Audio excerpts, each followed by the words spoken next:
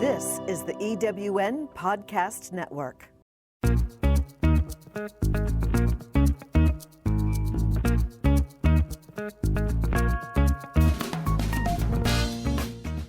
Welcome to Late Boomers, our podcast guide to creating your third act with style, power, and impact.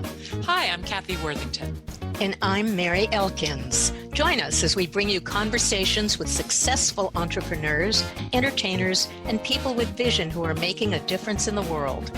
Everyone has a story, and we'll take you along for the ride on each interview, recounting the journey our guests have taken to get where they are, inspiring you to create your own path to success. Let's get started. Hello, I'm Kathy Worthington. Welcome to Late Boomers. Today, our special guest is Tracy Pleschourt, the founder of Self-Made You and the host of Secrets of the Self-Made podcast that helps men and women achieve their goals and solve problems fast. And I'm Mary Elkins. Tracy teaches how to take control of your life with an operating system that is necessary to manage your mind and eliminate obstacles, including overeating, overdrinking, time management, and professional and relationship issues. Welcome, Tracy. It's great to have you. Well, thank you so much. I'm excited to be here. Great. Please tell us about your background and how it led you to the path that you are on today. Well, I am a certified life coach, and I came via an advertising executive. So not the typical career path that you see from most life coaches, but that 20 years in the advertising industry afforded me the opportunity to A, get creative, B, really develop a love for business and strategy, and C, really develop my skills in mentoring other people. And I decided to leave when my kids were just getting into high school, because at that point in time, I had spent a good 15, almost 20 years away from them and decided, I do not want to have the regret that I'm starting to forecast I may have when they go away to college. And I spent so much time outside of the home. And so I kind of did the unthinkable. I was at the top of my career. I resigned, came home, and started a consulting company where I could be more present for those last few years before my kids went away to college. So very scary. A lot of people said, man, you must have had a lot of courage. I'm not sure I would say it was courage. I would say it was a very knee-jerk type reaction that I just knew I don't do regret well. So I made a very quick decision, didn't really think it through. Thankfully, the agency valued me enough that said, why don't you work from home and help us transition over the course of almost a year. So I found kind of my backfill. I did, transition things, and it helped from an emotional, state of mind for me. Financially, it really helped kind of ease the pain of going from, a six-figure income to nothing. Yeah, to nothing. Yeah. So, it all worked out the way it was supposed to. And it afforded me time to really understand what void am I trying to fill in the marketplace, without having the financial pressures. And so I was able to check a lot of boxes that I really wanted to create for myself. So looking back, that was, that was 7 years ago now. But I look back on it with so much appreciation and gratitude that I was afforded that opportunity. And it has allowed me to have this awesome story that I get to tell people about. And I think the moral of the story is, when you have made a decision like that, you don't have to be so black and white in your thinking. If you're feeling compelled to make a big change, it doesn't have to be, you either have to stay or you have to leave. You either stay and, be miserable in the job that you're in or leave and not have an income. Like, that's not the case, but that's often what we want to believe. Mhm. And so this takeaway from that story is, and what else? Like, Mm. how can you leave and get exactly what it is that you want and be able to still have an income, or and be able to still build a business without the financial pressures? Like, there are ways, but you have to really challenge yourself not to think in such a black and white Yeah. way. So, Mhm. Yeah. Well, very long answer to your question, but Yeah. yeah. I think Good. it's a nice takeaway for listeners, and a, kind of a better way of thinking, especially for those people that tend to be very black and white in their thinking. Yeah. Mhm. Well, your higher Great self advice. was talking to you. So Yeah. please explain what self-made you is all about and what it means to be self-made, and Uh, how your program fills the gaps in the way we think and process what we've learned. yeah. So, Self-Made You is a coaching company that prides itself on teaching people how to coach themselves. Oh. So, I did not create this company to create a dependence on me as your life coach. I really want to teach people how to better understand themselves and create a process from which they can like be guided from to better understand themselves. And so it really does look like stepping into the coach role, but the client is yourself. You are coaching yourself. You're better understanding yourself. You're understanding where the self sabotaging thoughts are coming from, how those thoughts make you feel, what that results in, and how you can overcome certain challenges or achieve certain goals that you have by being much more intentional about your thinking and feeling. So, I recognized during that time that I had available to me to really understand, like, what's the gap out there. Mhm. I realized it was people not taking the initiative, going after their dreams, overcoming some of the biggest challenges because they were so afraid. And I wanted to teach people how to better understand themselves and that fear that they're experiencing, and start thinking of themselves as the solution, Mm. not as the problem. So I can relate. I left my executive career overweight. I left it at a time where I was over drinking. I left and I had to figure out, how am I going to subsidize this income? So at one point, I was drastically under earning. I was also overspending. And so I can relate to all of that. And I needed to develop a formula from which I could rely on myself, Mhm. because not unlike a lot of other people, I did spend a good amount of time looking outside of myself for all of the magic bullet, silver bullet solutions to losing weight or to stop over drinking. Those solutions might work for a short amount of time, Mhm. but they don't sustainably work. And they certainly don't have any sort of self reliance. They teach you how to kind of check the boxes of, here's what you should do and here's what you shouldn't do. And, they're teaching you what to think. Well, I I actually wanted teach to people. ask you about that. What are the two critical components to sustainable change? And what steps Yeah. do we need to achieve it? And give us some examples, if you would, of sustainable change.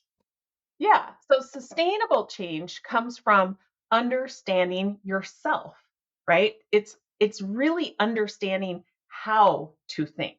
So if you think back to your days in school, whatever level of education you had, we spent the majority of our time being taught what to think. And then we're tested on how much we are able to retain that information. Nobody ever teaches you how to think. Mm-hmm.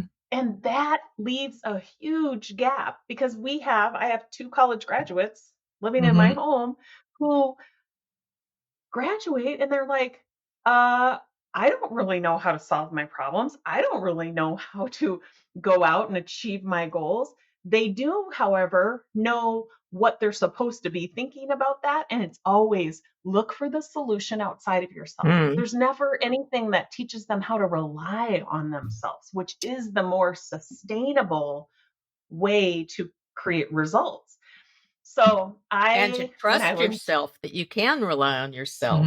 Yeah. right, because we're all exposed to so many messages that are to the contrary, Mhm. about not relying on yourself, that we're not good enough, that we need, outside resources. And that's simply not true. It's just, and it's easy to believe that because we've been taught that since we were yay big.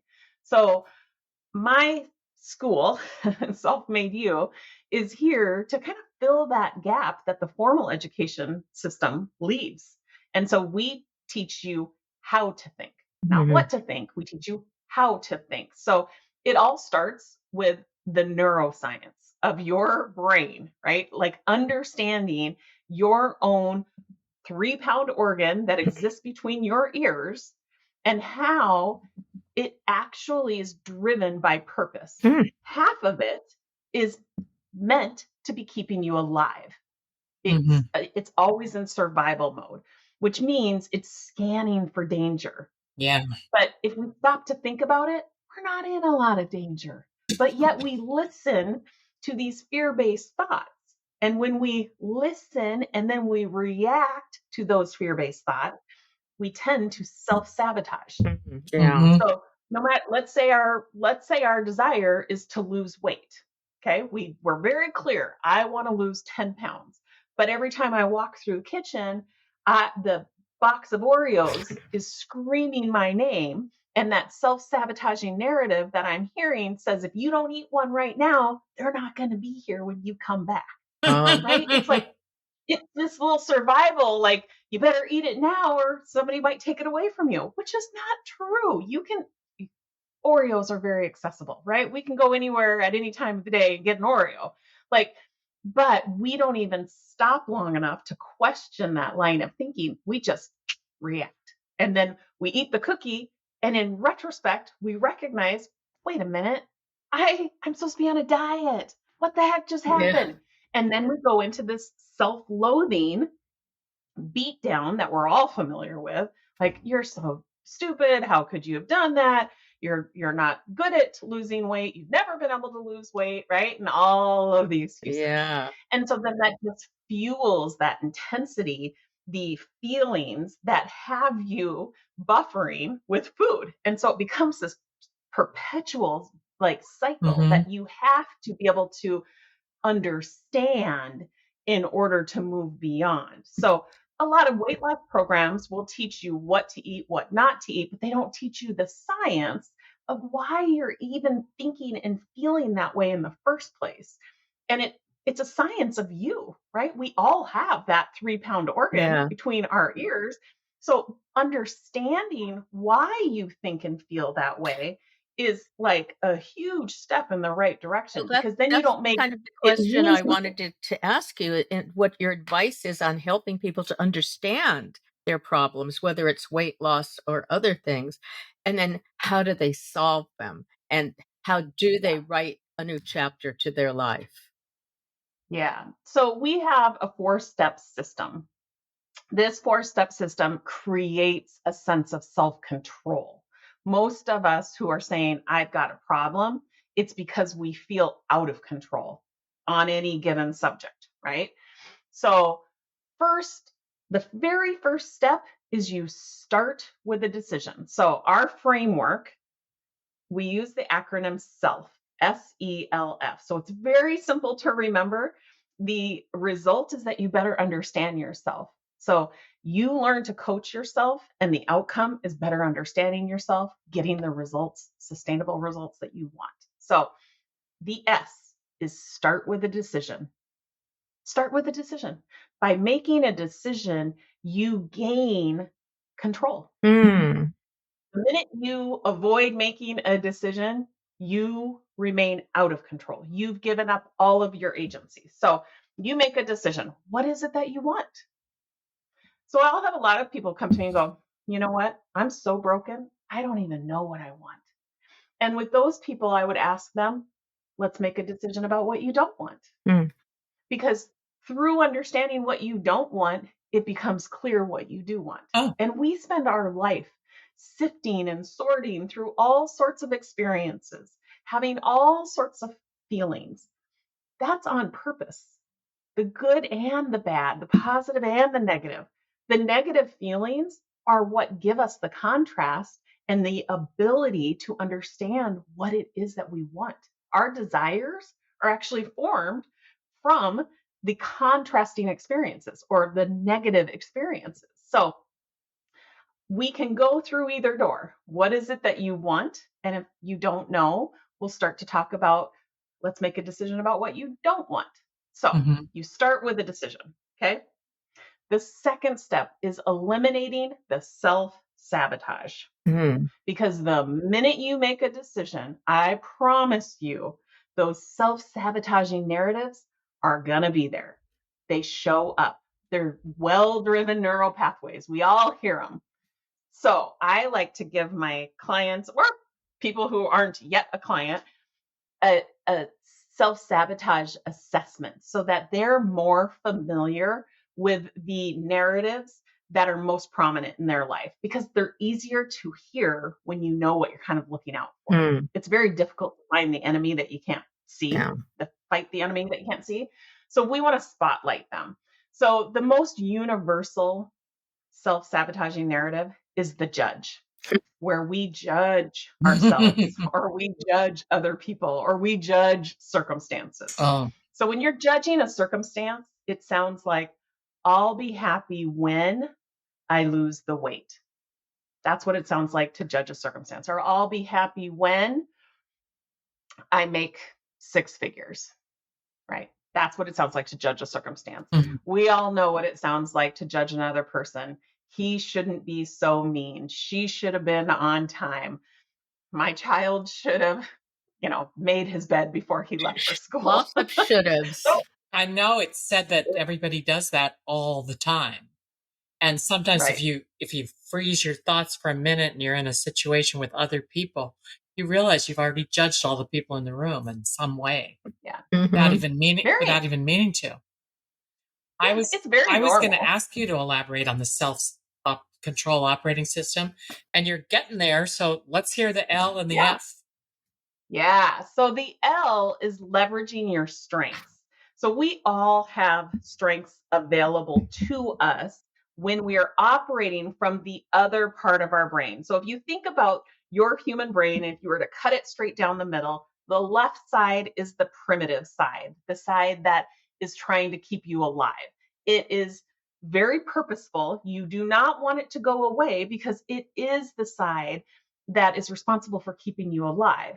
But it's also the side that offers you a lot of fear-based thoughts when you're not in any danger and that you tend to react to. So we have to be aware of those thoughts. We have to be able to decipher between a judgmental thought that makes us feel disappointed and maybe just discernment that makes us feel satisfied, right? So you have to be able to discern between the two. When you are operating from the other side of your brain, which I like to call your prodigy brain, it's the more extraordinary part of your brain.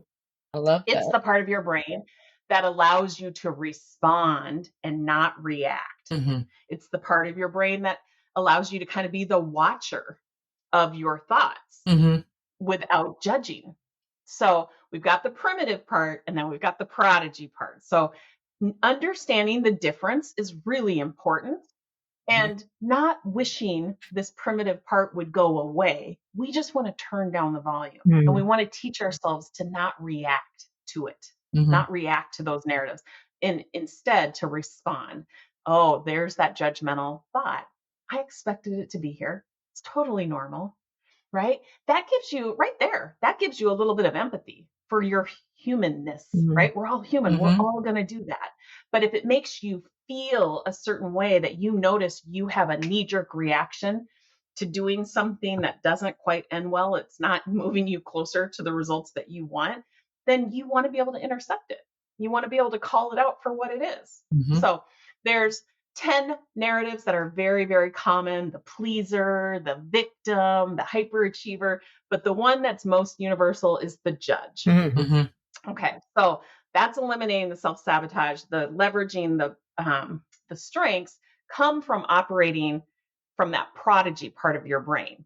Okay, so you can tap into strengths like empathy, like I just showed you. I just gave you the example of when you hear that saboteur narrative and you conclude that that's very human of me. That doesn't mean anything. That doesn't mean I'm a bad person. It just means that I'm listening to my primitive brain. Now you start to have empathy for yourself. You can actually see that happening and you can choose to like maybe look at all the factors that are involved instead of jumping to conclusions. So empathy, discovery, innovation, these are all strengths that are only afforded to you through your prodigy brain. So we teach you how to leverage those strengths to get what you want. We teach you how to bridge the gap from the primitive brain when you know you're there to the prodigy brain. And just spoiler alert, it's mental fitness techniques like meditation, deep breathing, anything that like shuts down the chatter, the mind chatter, and makes you more focused will help you bridge the gap from the primitive brain to the prodigy brain. Okay, so that's what leveraging strengths looks like. And then that fourth and final step is you finish with a decision. So notice you start with a decision and you finish with a decision. So you finishing the decision is being really intentional about what your next step is. So you're activating with clear, calm, laser focus because you're operating. Remember, we're operating from our prodigy brain. When you're operating from your prodigy brain, you are accessing this activation strength that has you taking very clear, concise, laser focused action. It has you really tapping in to your values. If you're at a crossroads and you can't make a decision, and if you're operating from your primitive brain, there's going to be a lot of fear involved. It's like, don't do that. That might happen. You might make them upset, right? All the what ifs. When you're operating from your prodigy brain, it's very confident next step actions. And so you make a decision. That's the final step. You finish with a decision. It doesn't have to be something monumental. Even the smallest decision that just, gets you a little bit closer, moving in the direction of what it is that you want is a decision in the right direction, right? We're not stalled out and we're definitely not going backwards. It's one decision that creates a sense of self-control. And now you look at taking those 4 steps. You've taken those 4 steps. It didn't require anything outside of you. And you can assess what you have just accomplished, and it creates self-control. Can you talk about that as far as the difference between self-control and just control? And also regarding what you were just talking about, everything as far as making the decisions and being intentional would work really well in business. Absolutely. Yeah. So we do free master classes once a month. And what we do is we take this self-control system and we apply it to different topics. So next week, for example, we are applying it to professional performance. So this is for the person who maybe has recently been laid off, or they find themselves in a management position and they're really having a hard time motivating their employees. Or maybe it's somebody who's been in a management position for a really long time and they're looking to retire or figure out how to transition out. So we take the self control system and we apply it very specifically to different topics throughout the year. So the month of September happens to be professional performance. Last month it was relationships, and we're doing productivity in October. So you can apply this way of operating to unlimited things. It has unlimited applications because, again, it only requires you. and it requires you to better understand yourself. It creates a self-reliance. Um, so it truly is a new perspective Mm. on things. And So Tracy, most of what us, would you say go ahead. are the most common obstacles then to achieving your goals along these lines? Well, I would say the self-sabotaging narratives and believing those self-sabotaging Uh, narratives, because Mhm. often, your primitive brain, it wants to be right. So it has you looking for evidence. Mhm. So you'll hear the narrative of you're never going to be able to lose weight. And in a hot minute, you've come up with the 10 last attempts that you had because it's out there looking for evidence.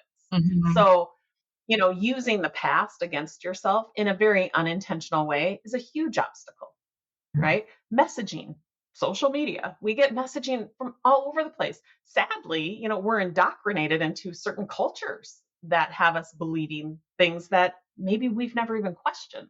So, um, there's those kind of obstacles that you can't see, that look like the self-sabotaging narratives.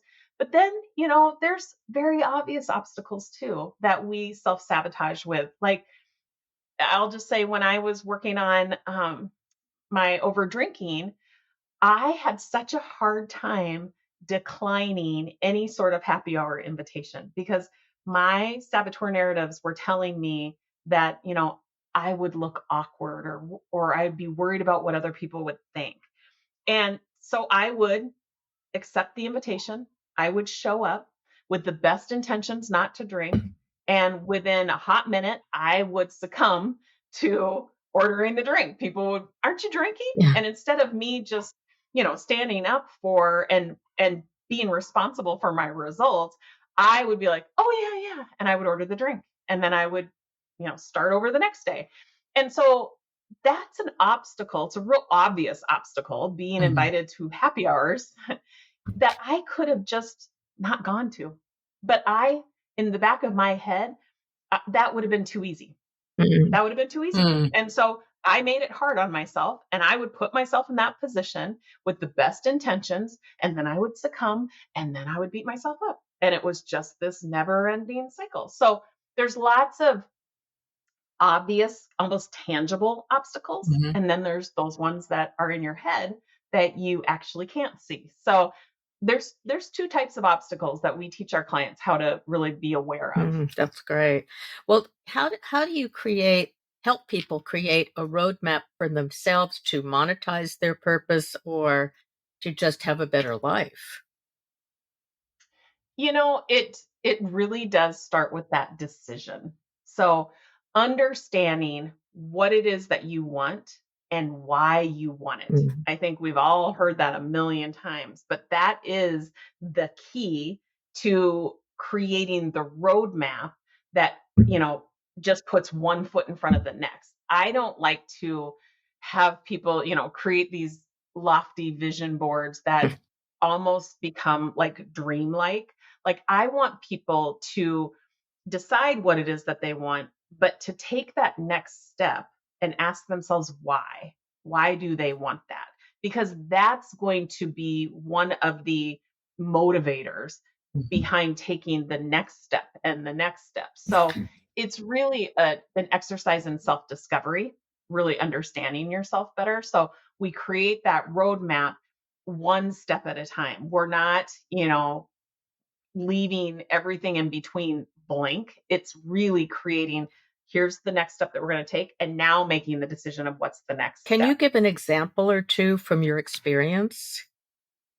Yeah. So, um, well, my experience with over drinking, I get a lot of clients, a lot of women in particular, who also would like to stop over drinking. I made the decision to stop drinking entirely. And so I had to understand why. Like, why do I want to stop drinking entirely versus just drinking in moderation? Mhm. And for me, it was really digging deep. Like, I recognized how much sleep I would lose every Mhm. time I would have a glass of wine, which would almost always lead to 2 or 3 glasses of wine, I wouldn't sleep good. I would snack a lot more. I noticed that I was having like more hot flashes. Um I really monitor like my metabolic health. Mm. We teach people in our self-made mind and body program to look at their blood glucose and really understand from a metabolic standpoint, like how healthy are you? And it was very clear what alcohol does to blood glucose and insulin levels. It really has a major effect on your insulin sensitivity. So longevity purposes alone, I knew that I do not have that off switch. So being able to try to moderate was not easy for me. So it was just much easier for me to say, I actually don't need it.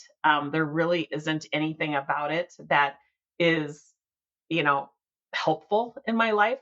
And so I made the decision for a multitude of reasons that I was going to cut it out completely. And so making that decision and really connecting to my reasons why, it's so important that you take that step because you'll second guess yourself all along the way if you don't do that. If you don't have like a list of all the reasons why you made that decision, the reasons that you like behind making that decision, you're way more likely to second guess it. Yeah. So that's what it would look like to connect it to that why. And you can do that with any topic. How do you monetize it? So to monetize it, understanding your why. So you have to understand the purpose behind it. So for me, when I started this business, I knew that I wanted to relieve the unnecessary suffering that goes on. People unknowingly beat themselves up, keep them from achieving goals and dreams, and keep themselves really in this spin, this perpetual spin of certain challenges in their life. I knew that. I lived that. And I wanted to do what I could to create like a framework, something that was much easier for people to understand and actually apply to relieve unnecessary suffering. So I connected it to a purpose. Mm. And then I went out and I used my example and talked about my purpose, my why, in a way that was relatable. And that's how you can monetize it. Mm. It's making sure that, you're transparent, you're authentic, you're genuine, and you're willing to tell people like your reason why. You're not afraid to tell people why. And if monetizing it is important to you, that's going to make the difference right there. And so it's all about transparency. Tracy, so many people struggle with their weight. How can weight loss lead to achieving goals in life that they once thought were impossible? Well, so back in 2020, I had probably, I bet you we had 30 to 40 people join at the exact same time, joined our self-made mind and body program, which is a weight loss program. And I think we have 90% of those people still within our membership. Woohoo. They went through the 10-week program and they have retained their membership because that program created the self-reliance, the better understand the confidence, the better understanding of themselves, and more of a kind of the possibilities around what else is possible now. And that's what self-made you is all about. We are not like a one-stop shop, solve one problem and send you on your way. Like we want to know like what's next, and so the coolest thing is out of, that 90% retention rate, those stories are phenomenal. They got off of blood pressure medication. They hit their goal weight. They are no longer insulin dependent. They all, they're living longer, healthier lives. We get every demographic under the sun. we get people that are really struggling with fear around Alzheimer's, or if that's something that's in their family, they want to do whatever they can to reduce their risk. So again, self-made mind and body is very metabolic focused, and the weight loss becomes kind of a byproduct.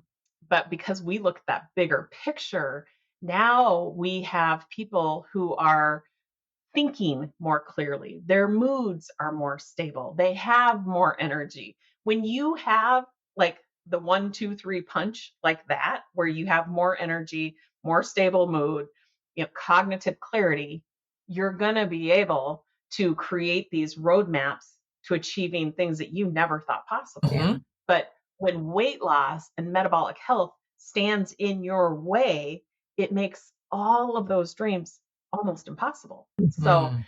I love the Self-Made Mind and Body program as kind of the gateway to bigger things, but it doesn't have to be that way. We have all sorts of programs that tend to end up being the gateway. But for me personally, it's really meaningful. Metabolic health, when you're talking about health in general, I like to be very comprehensive. I like to think of your mental health, of course, your physical health, your metabolic health, and your emotional health. Like, I want you to be thinking of all of those as components of your holistic health. Mhm. And so that's what we focus on. And I think you can't have really health overall if one of those pieces is missing. And so mental health and metabolic health are two biggies, and they will absolutely keep you from achieving any other goal or overcoming any challenge in your life. You have said that mental fitness is more important than physical fitness, and yet it sounds like they're equal. What are your thoughts? You know, I I would say I think metabolic health and physical health can be a little bit different. And so I think where the debate lies for me personally is mental health. Which comes first, the chicken or the egg? Is it the mental health or the metabolic Mhm. health? Like, there's where the debate lies for me.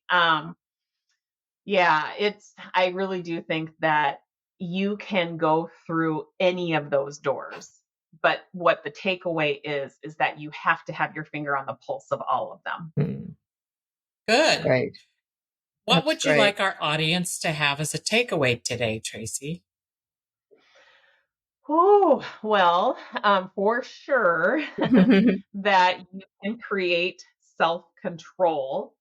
Um, by better understanding yourself and recognizing how simple it is to create self control by taking those 4 steps. So, start with a decision, eliminating the self sabotage, leveraging the strengths that you have, and finishing with a decision. Mhm. So, always keeping that at the forefront that you only need yourself to overcome any challenge or achieve any goal. But Second to that, I would say carve out 10 minutes every single day, at the beginning of your day, preferably, to understand how it is that you're feeling and be able to connect that feeling to what you're thinking. Because your thoughts drive all of your emotions. Your emotions activate your behaviors. Okay. So if you want to get to the root cause of why you're behaving in a certain way or why you're creating the results you're creating, the root cause is the thoughts that you're thinking or the beliefs that you have. It's either coming from your primitive brain or it's coming from your prodigy brain. And knowing when they're coming from your primitive brain so you can intercept it early is the key. And so, how do you do that? Carve out 10 minutes every day. Ask yourself, how am I feeling and why? You will very quickly get the answer. That's a decision. Again, sometimes people are like, I don't even know what decision to make. Make a decision on how you're feeling. Mhm. That's a good one. Yeah, Yeah. I love Love it. that. I love that. Yeah, make a decision. Perfect.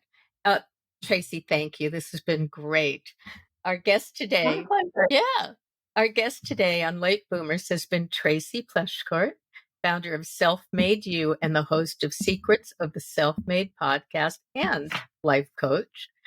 Tracy's operating system can help you manage your mind and eliminate any obstacle you may face in business and in your personal life.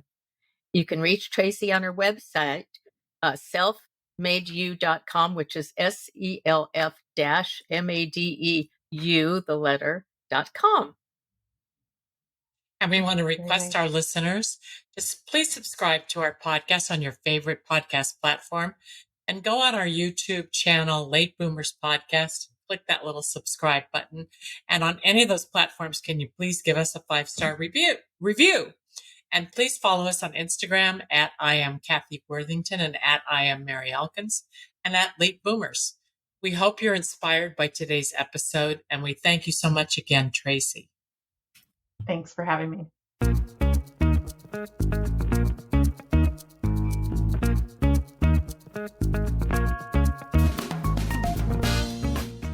Thank you for joining us on Late Boomers, the podcast that is your guide to creating a third act with style, power, and impact.